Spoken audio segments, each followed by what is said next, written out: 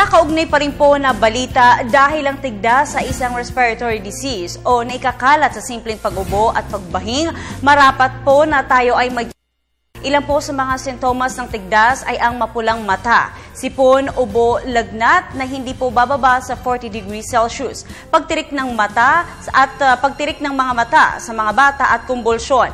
Matapos po ang 2 hanggang 4 na araw, saka naman maglalabasan na ang rashes. Una sa tenga, sumunod naman po sa mukha, liig at buong katawan, nasasabay naman po ng pagbaba ng lagnat. Ayon po sa DOH, kung hindi po madadala agad sa ospital ang may tigdas, maiging painumin po ito ng paracetamol at huwag ang nakasanayan ng kulantro dahil ito ay isang asido at tinisip po ang ilong ng malinis na panyo. At dahil po nadidehydrate din po ang may tigdas, magtimpla ng 1 litrong tubig, lagyan po ng 6 na kutsaritang asukal at 1,5 kutsaritang asinaman at haluin.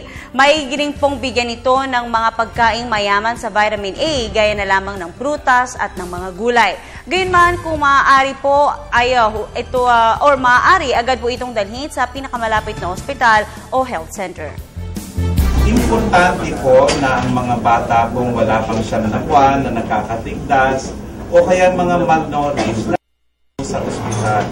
Kasama na yung mga bata na nahihirapang huminga sapagkat sila ay maaaring may bronchopneumonia na kadalasang dahilan ng pagkamatay na isang bata may tigdas. Marami hong nakaka-recover sa tigdas. Yung iba ilang araw lang, tumatakbo na ulit. Subalit, may mga batang malnourished, kulang sa vitamin A, ang pwedeng magkaroon ng komplikasyon. Ano yon? Bronchopneumonia, otitis media, o pagkakaroon ng luga, encephalitis, pamamagapon ng utak, pagtatain na maaaring mauwi sa severe dehydration na pwede rin ikamatay, pagkabulag dahil sa corneal ulceration. Hindi po lahat ng bata kailangan makonfine sa ospital.